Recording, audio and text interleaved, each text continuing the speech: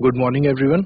Last class में हमने Gauss theorem के अनुप्रयोग देखे थे। आज हम गॉस थ्योरम के अनुप्रयोग में कुछ जो अनुप्रयोग हमारे बच गए हैं, जो एप्लीकेशंस बच गए हैं, उनकी बात करेंगे और साथ ही गॉस थ्योरम पे बेस्ड न्यूमेरिकल्स करेंगे।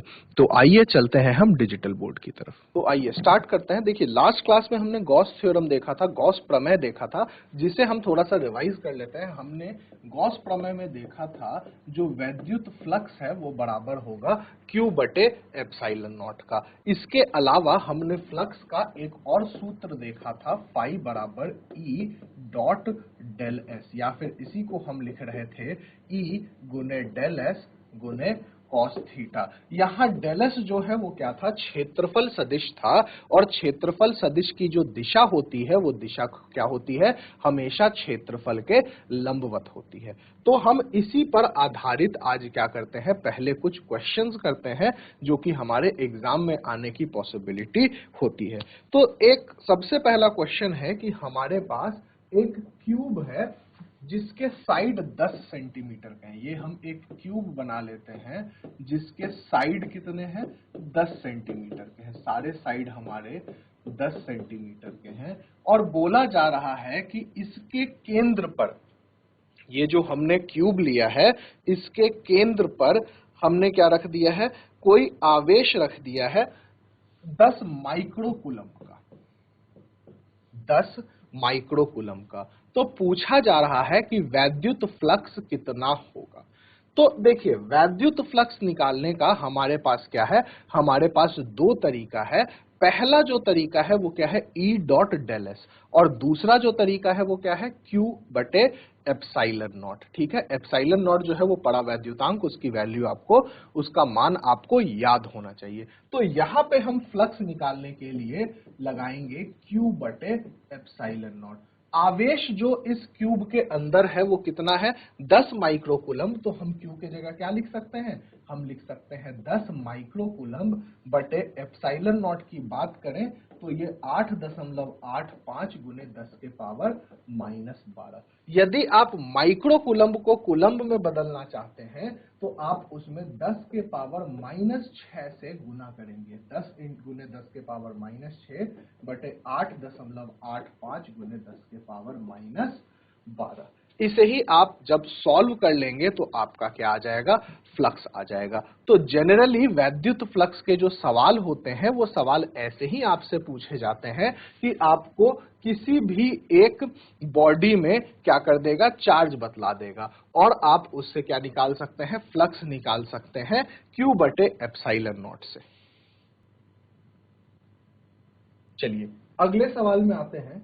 अगला सवाल यहां पर बोल रहा है कि आपके पास एक गोलाकार सतह है जिसमें अलग अलग आवेश आपके रखे हुए हैं। मान लीजिए हमने यहाँ पे +2 कूलम्ब आवेश रख दिया, -3 कूलम्ब आवेश रख दिया, +5 कूलम्ब आवेश रख दिया। तो अब पूछा जा रहा है कि इस सतह के अनुदिश जो फ्लक्स होगा, जो वैद्युत फ्लक्स होगा, वो क्या होगा। तो देखिए, सबसे पहले हमें फ्लक्स निकालने के लिए हमें क्या चाहिए, आवेश चाहिए। और इस सतह में यदि आप आवेश की बात करेंगे तो Q नेट बराबर हो जाएगा 5 - 3 + 2 बराबर 4 कूलम्ब। इस सतह के भीतर कितने आवेश है, तो इस सतह के भीतर क्या है, 4 कूलम्ब का आवेश है। +5 है, +2 है और -3 है, कुल मिलाकर के कितना हो गया, 4 कूलम्ब का आवेश हो गया। और यदि आपको यहां पर वैद्युत फ्लक्स निकालना है तो वैद्युत फ्लक्स निकालने के लिए आप क्या करेंगे, Q बटे एप्सिलॉन नॉट मतलब 4 बटे 8.85 गुने 10 के पावर -12। ठीक है, ये आप और आगे सॉल्व करना चाहें तो आपका ये 400 बटे 885 गुने 10 के पावर 12 होगा। और फ्लक्स का आप ऐसा ही मात्रक भी यहां पे लिख सकते हैं, न्यूटन मीटर स्क्वायर प्रति कूलम। तो ये पहले प्रकार का हम सवाल कर रहे हैं गॉस प्रमेय पर, गॉस थ्योरम पर, जिसमें आपको कौन सा सूत्र लगाना है, Q बटे एप्सिलॉन नॉट लगाना है। Q जो है वो वह आवेश है जो किसी गॉसियन सतह के या किसी सतह के भीतर है। ठीक है, मान लीजिए इसी सवाल में हमने एक आवेश यहां पे भी रख दिया 2 कूलम्ब का, तो इस 2 कूलम्ब के आवेश से इस फ्लक्स पर जो है वो क्या होना चाहिए, बदलाव नहीं पड़ना चाहिए। क्यों? क्योंकि ये जो 2 कूलम्ब का आवेश है वह बाहर है, वह इस गॉसियन सतह से क्या है, बाहर है। इन सवालों में यदि किसी को कोई दिक्कत है तो पूछ लीजिएगा। चलिए, तो जो हमने दूसरा सूत्र पढ़ा था E डॉट डेल एस, उस पर एक सवाल कर लेते हैं। मान लीजिए हमें सवाल में E दिया हुआ है 2I plus 3J plus 4K, ठीक है, और हमें क्षेत्रफल दिया हुआ है, क्षेत्रफल जो हमारा एरिया है वो हमें दिया हुआ है 20 मीटर स्क्वायर इन YZ प्लेन। YZ प्लेन में, YZ समतल में हमारे पास कोई एक क्षेत्रफल है जो कि 20 मीटर स्क्वायर का है, और आपको यहां पर क्या निकालना है, आपको यहां पर निकालना है फ्लक्स।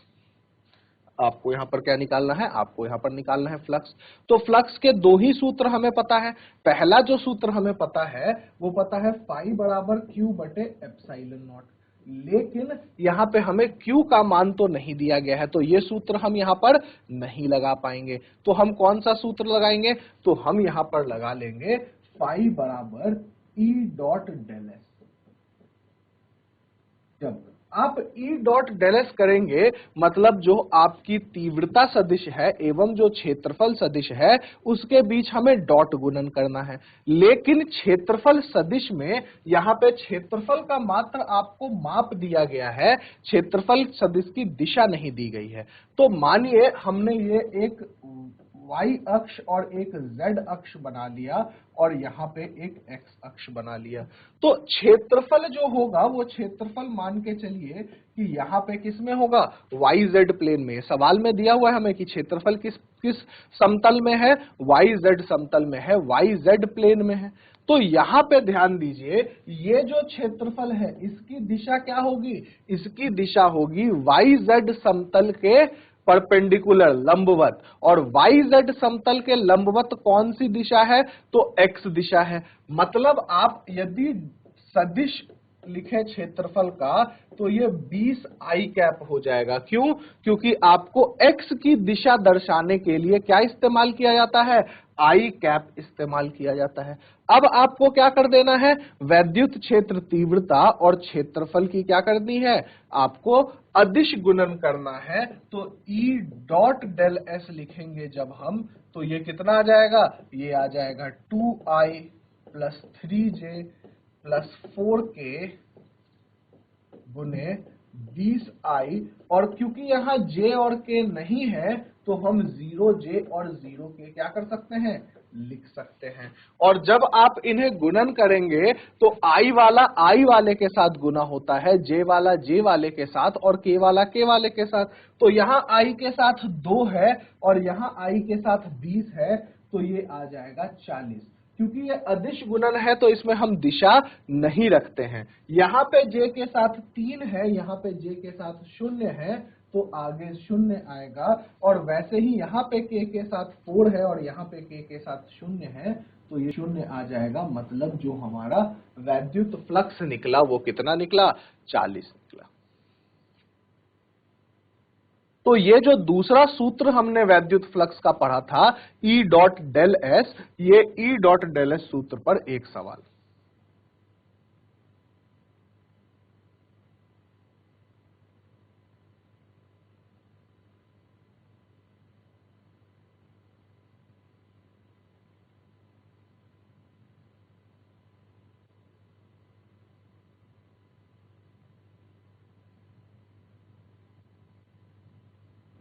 चलिए आगे बढ़ते हैं अपने अगले सवाल पर। यह सवाल बोल रहा है कि हमारे पास एक गोलाकार सतह है जिसके अंदर हमने आवेश रखा है प्लस Q1 एवं माइनस Q1, और जिसके बाहर एक आवेश कहीं रखा गया है प्लस Q2। तो पूछा जा रहा है कि इस सतह S से गुजरने वाला वैद्युत फ्लक्स, सवाल क्या है, S से गुजरने वाला वैद्युत फ्लक्स,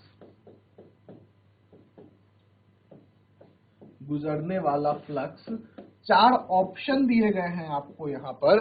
पहला ऑप्शन दिया है केवल Q2 के कारण, केवल Q2 के कारण। दूसरा ऑप्शन आपको दिया गया है सभी आवेशों के कारण, सभी आवेशों के कारण। जो तीसरा ऑप्शन आपका यहां पर है वो शून्य, और जो चौथा ऑप्शन है वो है केवल धन आवेशों के कारण,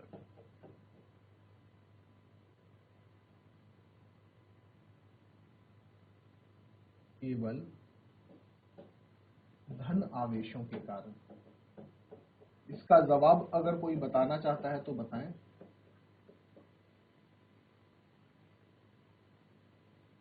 कि ये जो S के अनुदिश फ्लक्स है वो जो आपका option A B C D क्या होगा।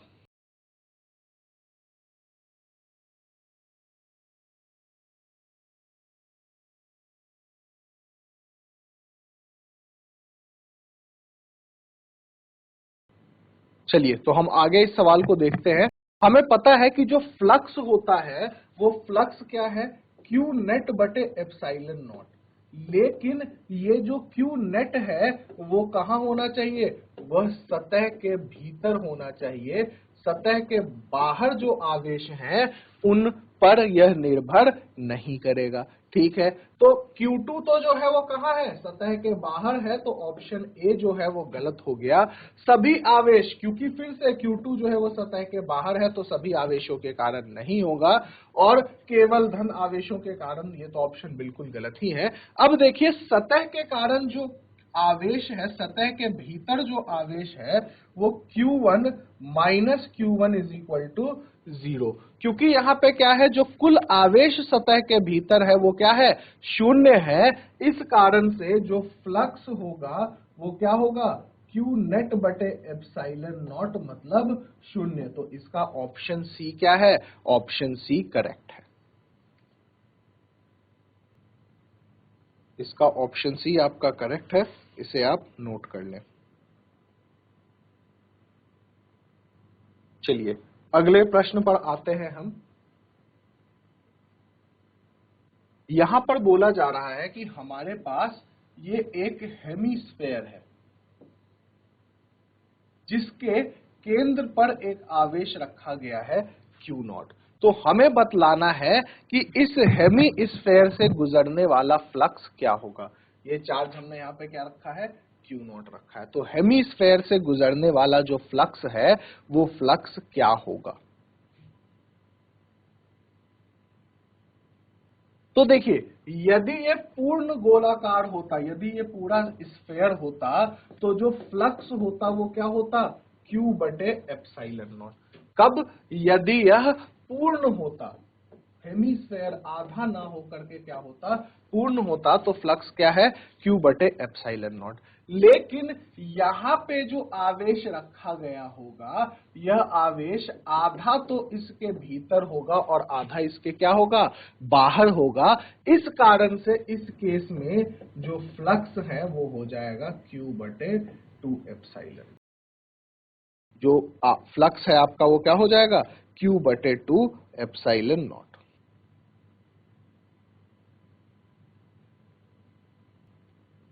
चलिए तो वापस हम आते हैं, जो हम अनुप्रयोग कर रहे थे उन अनुप्रयोग में हमारे कुछ अनुप्रयोग रह गए थे। जैसे कि हमारे पास क्या था, गोलाकार आवेश। ठीक है, तो हम करते हैं आज एक समान आवेशित गोलीय कोश के कारण वैद्युत क्षेत्र की तीव्रता। एक समान आवेशित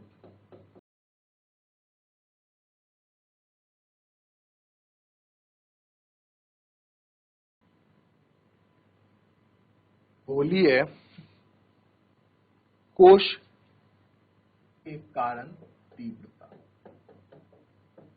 कोश के कारण तीव्रता। तो सबसे पहले हमें क्या मानना है, एक गोलीय कोश मानना है जो कि क्या है, एक समान आवेशित है। इस पर आवेश कितना है, आवेश मान लेते हैं कि एक समान आवेशित है।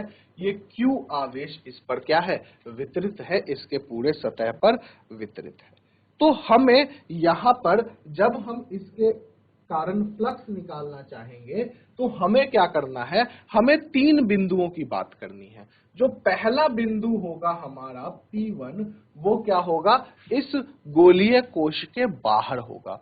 और जब P1 जो हमारा पहला केस है, केस 1, जिसमें हमने क्या माना है कि P1 बाहर हो, और जब P1 बाहर हो तो P1 से पार करता हुआ एक हम क्या कर सकते हैं, एक हम गोलीय गॉसियन सरफेस मान सकते हैं। जब P1 बाहर हो तो हमने क्या कर लिया, P1 से पार होता हुआ एक गोलीय गॉसियन सरफेस हमने मान लिया, और इसकी जो त्रिज्या है वो त्रिज्या हमने R मान रखी है। गॉसियन सरफेस के भीतर, अभी जो आप गॉसियन सरफेस, ये हरे रंग में आप जो सतह देख रहे हैं वो सतह क्या है, गॉसियन सरफेस है। तो गॉसियन सरफेस के भीतर जो आवेश है वो आवेश क्या है, जो पूरी आवेश है Q, वो पूर्ण आवेश कहां है, गॉसियन सतह के भीतर अभी है। मतलब यदि आप फ्लक्स निकालेंगे तो फ्लक्स होगा Q बटे एप्सिलॉन नॉट।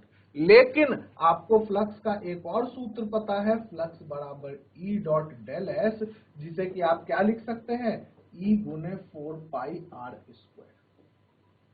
क्या लिख सकते हैं, E गुने 4 पाई R स्क्वायर। क्योंकि दोनों ही फ्लक्स हैं, ये भी फ्लक्स है और ये भी फ्लक्स है। यहाँ पे R क्योंकि हमने क्या मान रखा है, R हमने छोटा r मान रखा है, तो हम यहाँ पे 4 पाई R स्क्वायर, क्योंकि दोनों ही आपके पास क्या है, दोनों ही आपके पास फ्लक्स हैं, तो आप यहाँ पे क्या कर सकते हैं, दोनों को आप बराबर लिख सकते हैं। तो Q बाई एप्सिलॉन नॉट बराबर E गुने 4 पाई R स्क्वायर, या फिर हमारा कैपिटल R हम पहले मान लेते हैं इसे, तो ये हमारा क्या हो जाएगा, ये हमारा जो वैद्युत क्षेत्र तीव्रता है वो आ जाएगा KQ बटे R स्क्वायर। जितनी दूरी पर आपको तीव्रता निकालनी है उस दूरी के स्क्वायर को नीचे आपके भाग में आएगा और ऊपर आपका क्या आएगा, KQ आएगा। इसी में जो दूसरी जगह, दूसरी बिंदु हम मान सकते हैं जहां पे हमें क्या निकालना है, जहां पे हमें वैद्युत फ्लक्स निकालना है, वो हम इसके सतह पर ही मान सकते हैं। यहां पे हमने क्या मान लिया, P2 जो है वो कहां मान लिया, सतह पर। और जब आप सतह पर मानेंगे तो इसी से आपका क्या होगा, एक गॉसियन सरफेस गुजरेगा जो कि कहां से जा रहा है, सतह से ही जा रहा है। एक गॉसियन सरफेस गुजरेगा जो कि कहां से जा रहा है, सतह से ही जा रहा है। तो फिर से हमें सबसे पहले क्या निकालना है, फ्लक्स। तो फ्लक्स का एक ही सूत्र है, Q बटे एप्सिलॉन नॉट। ठीक है, अभी भी इसके भीतर ये जो हमने गॉसियन सतह माना है उसके भीतर आपका जो आवेश है वो कितना है, Q है। ठीक है, तो फ्लक्स क्या हो जाएगा, Q बटे एप्सिलॉन नॉट। दूसरा जो आप फ्लक्स मानेंगे वो क्या है, E डॉट डेल एस, या फिर आप इसे लिख सकते हैं E गुने 4 पाई R स्क्वायर। चूंकि दोनों ही फ्लक्स है तो आप दोनों को क्या लिख सकते हैं, दोनों को बराबर लिख सकते हैं। तो Q बटे एप्सिलॉन नॉट बराबर E गुने 4 पाई R स्क्वायर। तो यहां से E बराबर क्या आ जाएगा, कि Q बटे स्मॉल r स्क्वायर। ये दूसरा केस है हमारा, जब आपने जिस बिंदु पर आपको फ्लक्स निकालना है वो कहां माना है, वो आपने कोश के सतह पर माना है। ठीक है, पहला जो केस था हमारा वो क्या था, आपने ये बिंदु सतह से बाहर माना है। ठीक है, दूसरा केस जो है हमारा, वो दूसरा केस क्या है, हमारे पास जो बिंदु है वो सतह पर है। दोनों का सूत्र देखेंगे तो सूत्र सेम है, सिर्फ जो त्रिज्या है उस त्रिज्या में बदलाव है। पहले केस में जो त्रिज्या थी वो त्रिज्या कहीं ऐसी आ रही थी और दूसरे केस में जो त्रिज्या है वो ये त्रिज्या आ रही है जो आपने गोलीय सतह है और जो आपका क्या है, जो आपका गोलीय कोश है, दोनों का ही त्रिज्या क्या है, यहां पर बराबर है। अब हम आ जाते हैं यहां पर एक तीसरा केस भी बनता है, एक तीसरी जगह पर भी हम क्या कर सकते हैं, फ्लक्स निकाल सकते हैं। जो तीसरी जगह आपकी कहां है, जो तीसरी जगह आपकी है गोलीय कोश के भीतर। तो यदि यह गोलीय कोश आपने माना है और इसके भीतर आप कोई पॉइंट P3 मानेंगे तो इस पर जो आवेश है वो कहां वितरित है, इसकी सतह पर वितरित है और सतह पर वितरित है, ठीक है। लेकिन अब आप गॉसियन सतह कहां से मानेंगे, अब आप गॉसियन सतह मानेंगे पॉइंट P3 से गुजरता हुआ, और चूंकि आपके गॉसियन सरफेस के भीतर यहां देखें कोई भी आवेश नहीं है, सारे का सारा आवेश जो है वो कहां है, बाहर है। तो फाई बराबर क्या होता है, Q बटे एप्सिलॉन नॉट, और क्योंकि आवेश शून्य है तो शून्य बटे एप्सिलॉन नॉट, तो फाई क्या हो गया, शून्य। और दूसरे बार फाई निकालेंगे तो फाई बराबर क्या हो जाएगा, E डॉट डेल एस, मतलब आपके पास ये शून्य के बराबर है तो E भी किसके बराबर है, शून्य के बराबर है।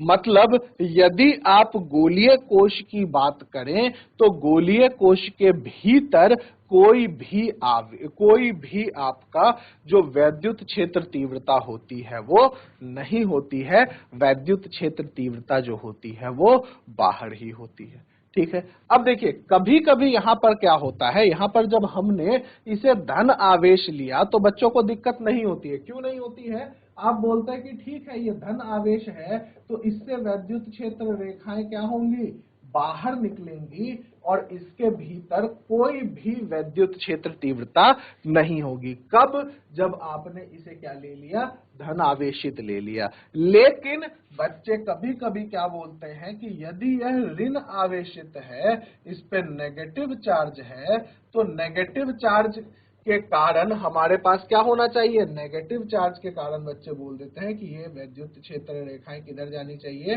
भीतर जानी चाहिए। बहुत लोग बोलते हैं, पता नहीं क्यों, लेकिन ये गलत है। क्यों गलत है, क्योंकि जब ये होगा तो वैद्युत क्षेत्र रेखाएं भीतर नहीं आएंगी, बस यहां पर बाहर ही आकर के क्या हो जाएंगी, समाप्त हो जाएंगी। इसके जो भीतर है वो भीतर कोई भी वैद्युत क्षेत्र रेखाएं नहीं रहेंगी, सारी की सारी वैद्युत क्षेत्र रेखाएं बाहर ही रहेंगी और वैद्युत क्षेत्र रेखाएं जो हैं वो सतह पर ही क्या हो जाएंगी, समाप्त हो जाएंगी।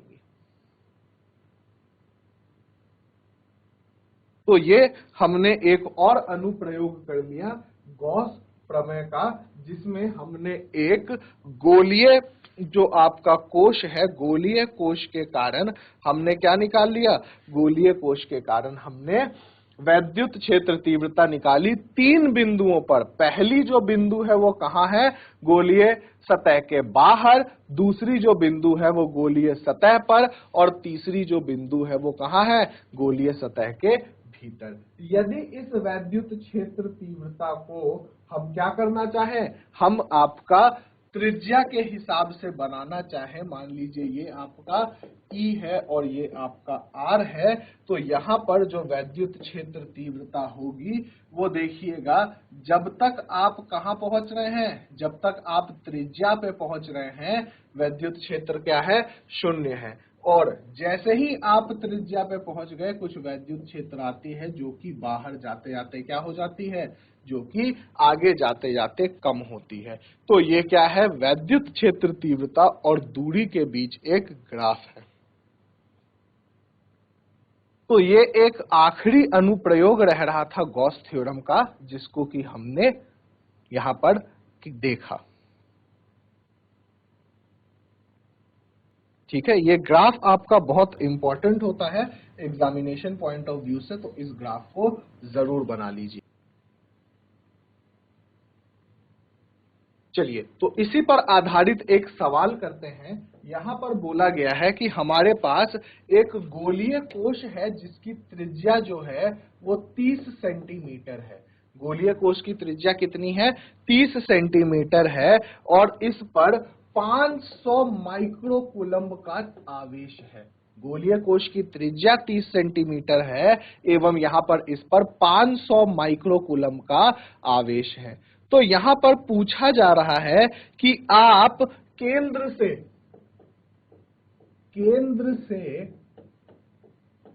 पहला सवाल है 1 मीटर दूरी पर आप क्या करें? पहले वैद्युत क्षेत्र तीव्रता बतलाएं। दूसरा पूछा जा रहा है कि आप 30 सेंटीमीटर दूरी पर बतलाएं और तीसरा पूछा जा रहा है कि केंद्र से 10 सेंटीमीटर दूरी पर आप वैद्युत क्षेत्र तीव्रता बतलाएं। वैद्युत क्षेत्र तीव्रता आपको क्या करना है? बतलाना है। ठीक है, तो इस प्रश्न को कोशिश कीजिए सॉल्व करने का और आंसर जो है वो चैट सेक्शन में बतलाइए।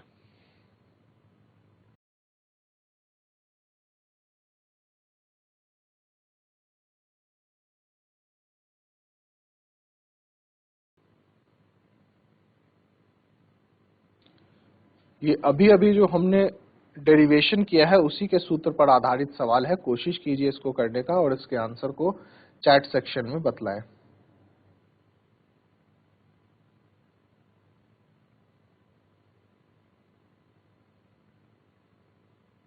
चलिए, तो देखते हैं। सबसे पहले बोला जा रहा है कि इस गोलीय सतह से 1 मीटर की दूरी पर आपको क्या करना है? फ्लक्स बतलाना है। तो हमने 1 मीटर की दूरी पर यहां से फ्लक्स बतलाना है। तो आपके पास वैद्युत क्षेत्र तीव्रता बतलानी है। तो वैद्युत क्षेत्र तीव्रता क्या है? KQ बटे R स्क्वायर। K का मान आपको पता है 9 गुने 10 के पावर 9। Q आपको दिया हुआ है 500 माइक्रोकूलम, मतलब 500 गुने 10 के पावर -6 बटे R स्क्वायर, मतलब 1 का स्क्वायर। यहाँ पे आप देखेंगे तो ये दोनों कट के 10 के पावर 3 बचेगा और 9 2 45, मतलब ये आ गया आपका 45 गुने 10 के पावर 5 न्यूटन प्रति कूलम। ये कब है? जब आप 1 मीटर दूरी पर क्या कर रहे हैं? 1 मीटर दूरी पर वैद्युत क्षेत्र तीव्रता बतलाने की कोशिश कर रहे हैं। ठीक है, दूसरा प्रश्न इसी में क्या पूछ रहा है? पूछ रहा है 30 सेंटीमीटर की दूरी पर।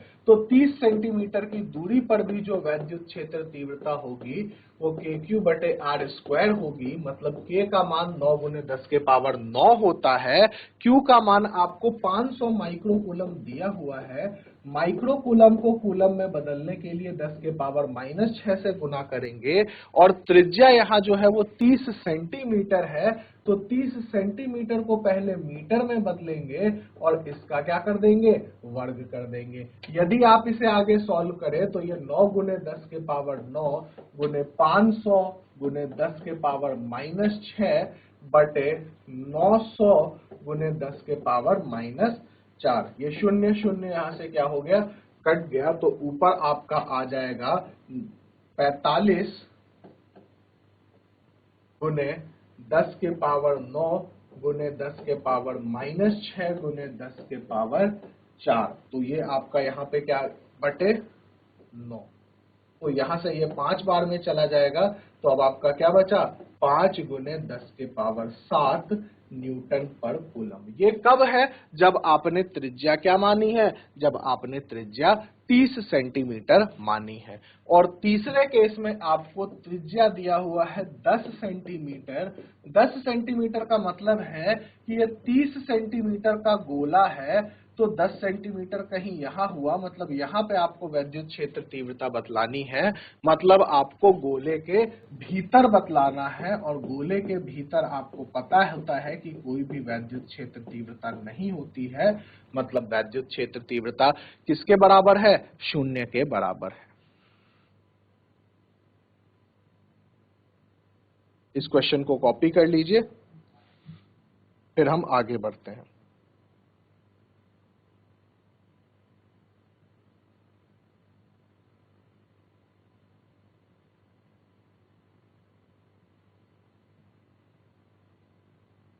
चलिए तो आगे बढ़ते हैं। जो हमने पिछले क्लास में अनुप्रयोग किए थे, वो अनुप्रयोग के एक अनुप्रयोग का क्वेश्चन करते हैं, अनंत लंबे तार के कारण। तो यहां पर सवाल में दिया हुआ है कि एक अनंत लंबाई के समान रूप से आवेशित तार पर रेखीय घनत्व जो दिया हुआ है वो 1 माइक्रोकूलम प्रति मीटर दिया हुआ है। रेखीय आपको घनत्व लैम्डा का मान दिया हुआ है और आपसे पूछा जा रहा है कि 4 सेंटीमीटर की दूरी पर आर का मान कितना दिया हुआ है, 4 सेंटीमीटर की दूरी पर ई का मान ज्ञात करें। तो ये हमने डेरिवेशन किया था, आपको याद हो अगर, तो हमने एक ऐसा डेरिवेशन किया था कि ये एक समान आवेशित लंबा तार है जिसमें हमारे पास ई का जो मान होता है वो होता है lambda by 2 pi epsilon naught R. Lambda by 2 pi epsilon naught R. तो लैम्डा का मान दिया हुआ है, आर का मान दिया हुआ है, 2 पाई एप्सिलॉन नॉट का मान आपको पता है।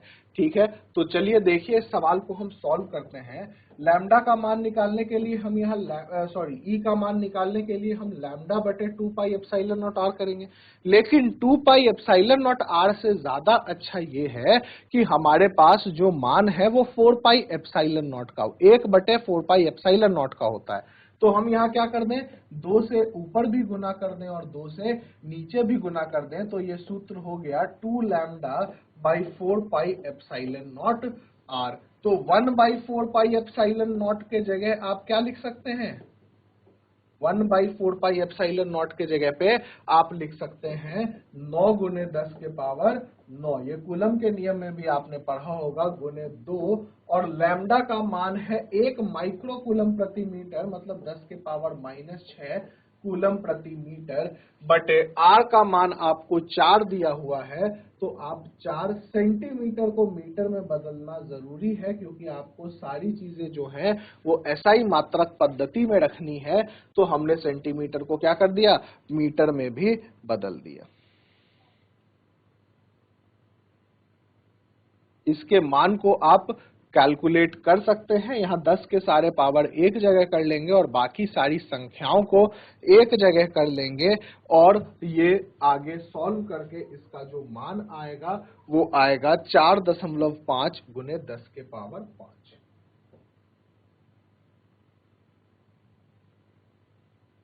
तो यदि आपको सूत्र याद है तो आप डायरेक्ट यहां पर क्या कर सकते हैं, क्वेश्चन याद कर सकते हैं। ये जो सूत्र है E बराबर lambda by 2 pi epsilon naught R, हमने पिछले क्लास में गॉस थ्योरम के अनुप्रयोग में पहला जो क्वेश्चन किया था वो पहला क्वेश्चन हमने इसी पर किया था।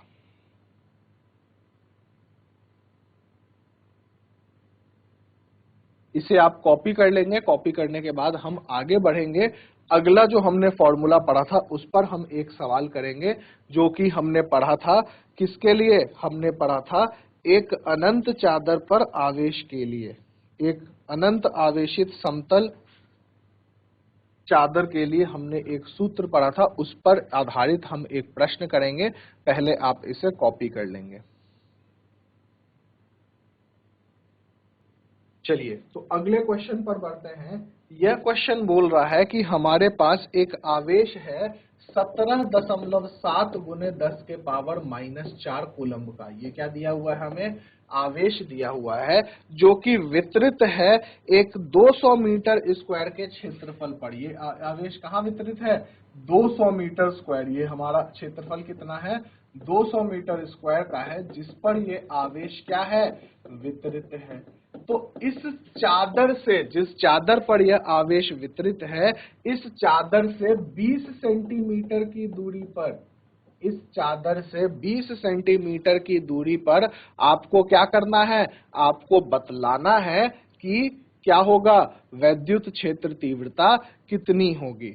आपको इससे 20 सेंटीमीटर की दूरी पर बतलाना है कि वैद्युत क्षेत्र तीव्रता कितनी होगी। एक बार सवाल को कोशिश कर लें, फिर हम आगे बढ़ेंगे।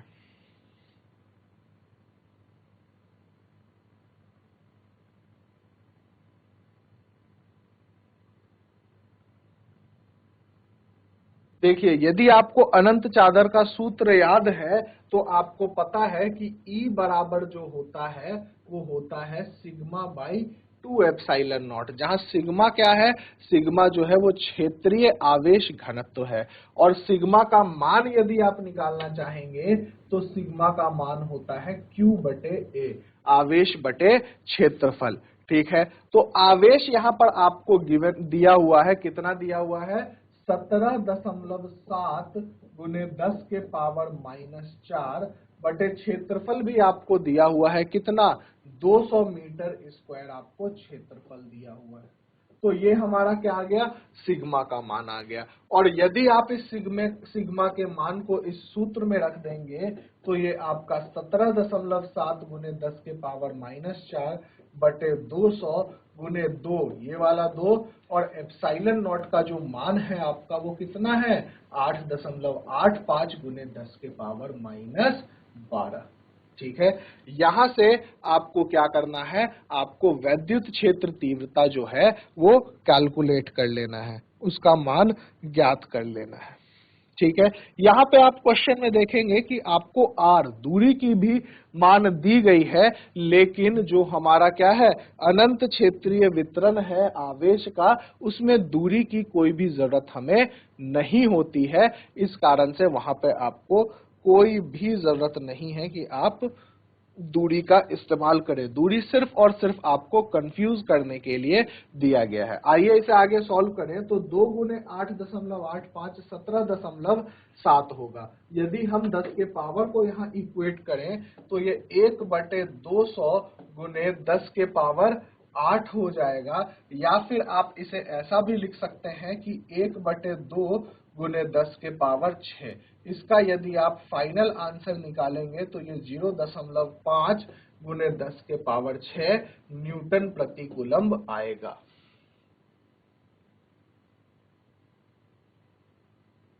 तो इन सारे सवालों में आपको ये जो हमने गॉस प्रमेय के अनुप्रयोग पढ़े हैं, उन्हीं पर आधारित हम ये सवाल कर रहे हैं।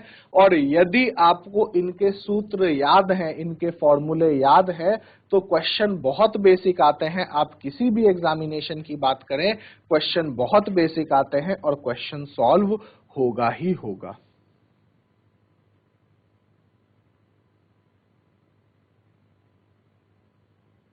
इसे कॉपी कर लें, फिर हम गॉस प्रमेय पर अगले क्वेश्चन की ओर बढ़ेंगे।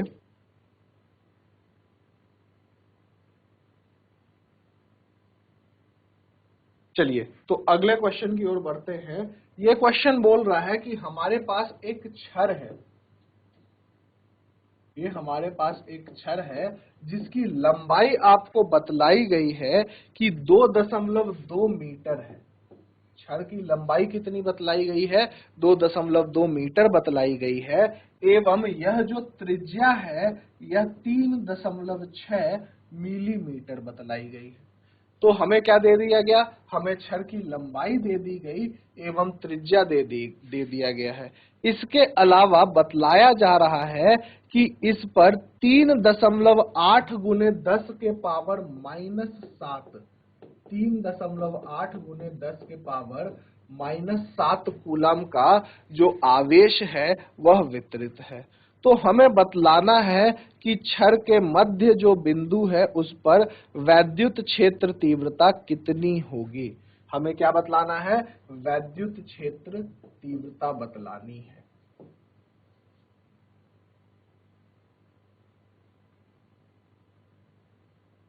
वैद्युत क्षेत्र तीव्रता, तो वैद्युत क्षेत्र तीव्रता बेसिकली इसमें जो आप सूत्र लगाएंगे वो कौन सा लगाएंगे, लंबे तार के कारण वाला सूत्र लगाएंगे। और लंबे तार के कारण जो सूत्र है वो क्या है, लैम्डा बटे 2 pi epsilon naught R. Lambda जो है वो क्या है, रेखीय आवेश घनत्व है, और रेखीय आवेश घनत्व का जो मान है वो आप मान कैसे निकाल सकते हैं, आप निकाल सकते हैं लैम्डा बराबर Q बटे L। Q का मान यहाँ पे दिया हुआ है आपको 3.8 गुने 10 के पावर -7 बटे L का मान आपको दिया हुआ है 2.2।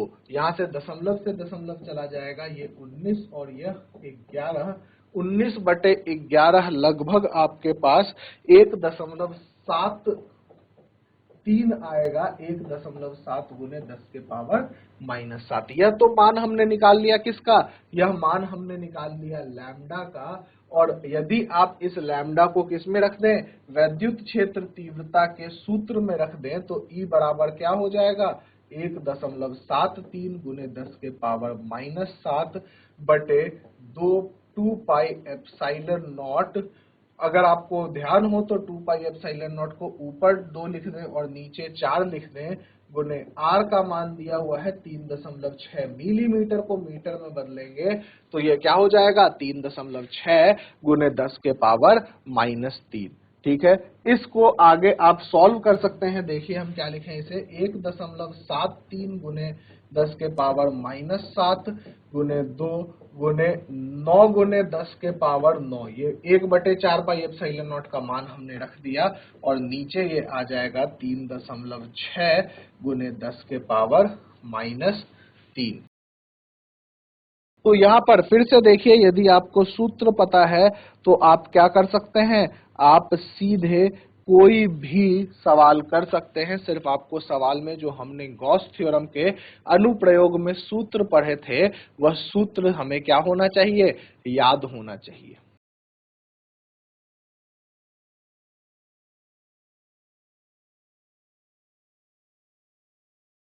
लैम्डा के यदि हम एसआई मात्रक की बात करें तो यहाँ क्या होगा, कूलम प्रति मीटर। लैम्डा का जो एसआई मात्रक होता है वो होता है कूलम प्रति मीटर। कूलम प्रति मीटर को मैंने पहले भी बताया है कि प्रति सेंटीमीटर से कंफ्यूज ना करें, यह कूलम प्रति मीटर है।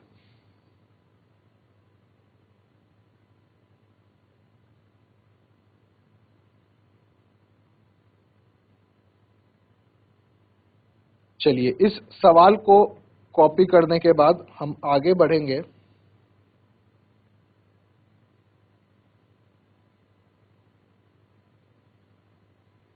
चलिए तो अगले सवाल पर बढ़ते हैं।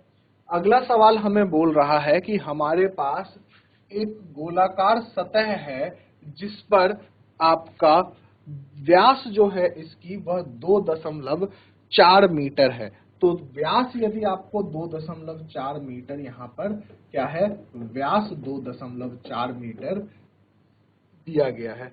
इसके अलावा बतलाया जा रहा है कि इस पर पृष्ठीय आवेश घनत्व 80 माइक्रोकूलाम प्रति मीटर स्क्वायर है। मतलब सिग्मा का मान आपको दिया हुआ है 80 माइक्रोकूलाम प्रति मीटर। तो सबसे पहले आपसे Q का मान पूछा जा रहा है और उसके बाद आपसे फ्लक्स का मान पूछा जा रहा है। सबसे पहले क्या पूछा जा रहा है, Q का मान पूछा जा रहा है और उसके बाद आपसे क्या पूछा जा रहा है, फ्लक्स का मान पूछा जा रहा है। क्वेश्चन को ट्राई करेंगे, ट्राई करके अगर कोई आंसर बतलाना चाहे तो चैट ऑप्शन में बतला सकते हैं।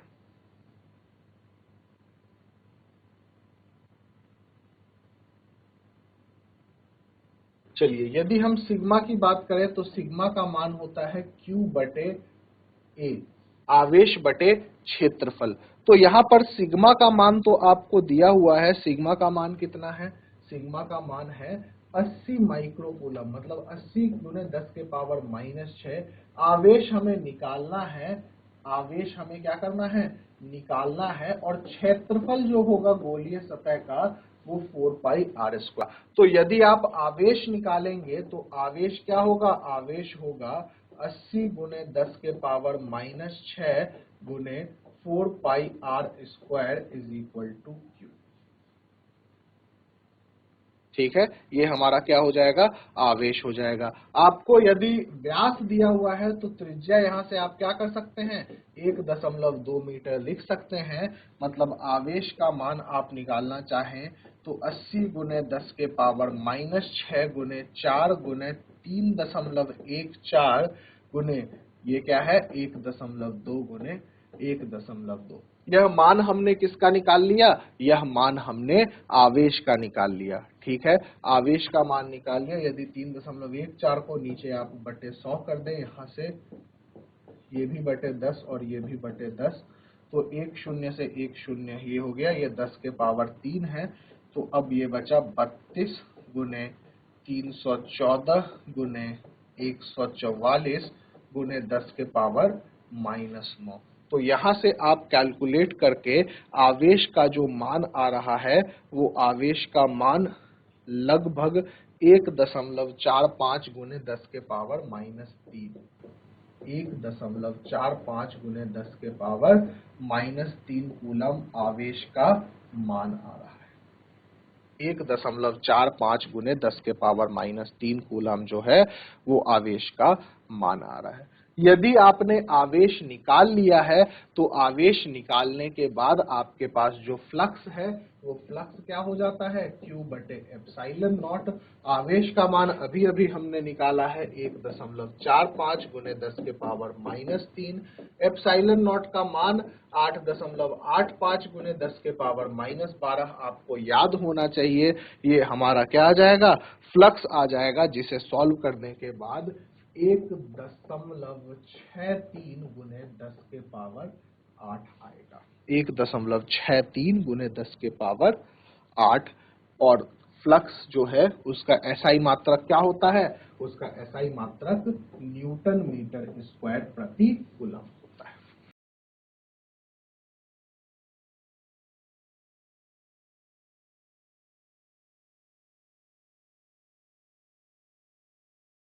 तो इस सवाल में भी हमारे पास दो सूत्र लगाए गए थे। सबसे पहला जो सूत्र है वो सिग्मा बराबर Q बटे A, जो आपका क्षेत्रीय आवेश घनत्व है। क्षेत्रीय आवेश घनत्व होता है आवेश बटे क्षेत्रफल। और दूसरा जो हमने सूत्र लगाया वो फ्लक्स का गॉस प्रमेय का सूत्र लगाया, फ्लक्स बराबर Q बटे एप्सिलॉन नॉट। तो इन सभी सवालों में आप देख पा रहे होंगे कि यदि आपको गॉस प्रमेय एवं गॉस प्रमेय के अनुप्रयोग के सूत्र याद है तो इन सवालों में कुछ भी नहीं करना है, उनकी सिर्फ मान आपको रख देनी है, वैल्यूज रख देने हैं फॉर्मूले में। लेकिन उससे पहले आपको सूत्र जो हैं वो जरूर याद होने चाहिए। बिना सूत्र याद किए हम इनमें से कोई भी क्वेश्चन नहीं कर पाएंगे, कोई भी सवाल का हल नहीं कर पाएंगे। इस कारण से आपको सूत्र याद करना बहुत जरूरी है, जो भी आपके गॉस प्रमेय के सूत्र हैं।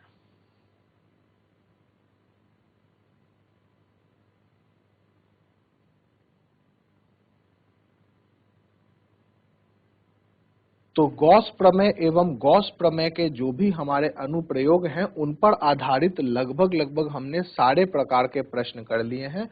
यही प्रकार के प्रश्न आपके हर एग्जामिनेशन में पूछे जाते हैं, ठीक है। तो बेसिक आप देखेंगे यदि, तो हम फिर से एक बार फ्लक्स का मान देख लेते हैं। फ्लक्स का मान जो हमने पढ़ा है वो E डॉट डेल एस पढ़ा है, या फिर हमने Q बटे एप्सिलॉन नॉट पढ़ा है।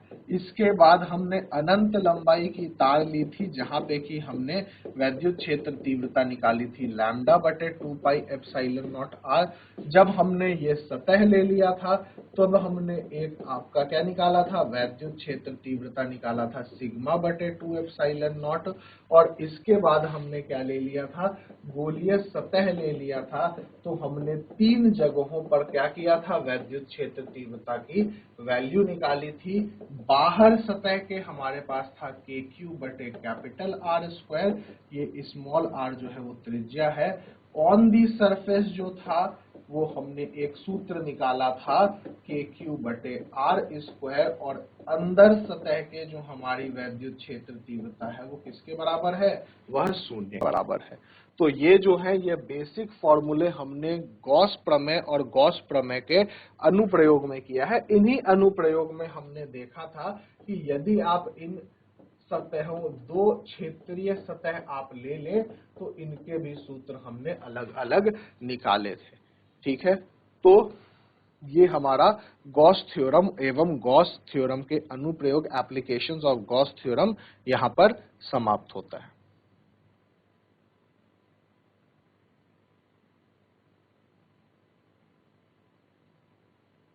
आज की क्लास में हमने गॉस प्रमेय पर कुछ क्वेश्चंस किए एवं गॉस प्रमेय के जो अनुप्रयोग थे उन पर कुछ क्वेश्चंस किए। इसी के साथ जो हमारा एनसीईआरटी का पहला चैप्टर है वैद्युत आवेश एवं वैद्युत क्षेत्र, इसकी समाप्ति होती है। अगले क्लास से हम जो है दूसरा चैप्टर वैद्युत विभव एवं संधारित्र की पढ़ाई शुरू करेंगे, ठीक है। तब तक के लिए धन्यवाद।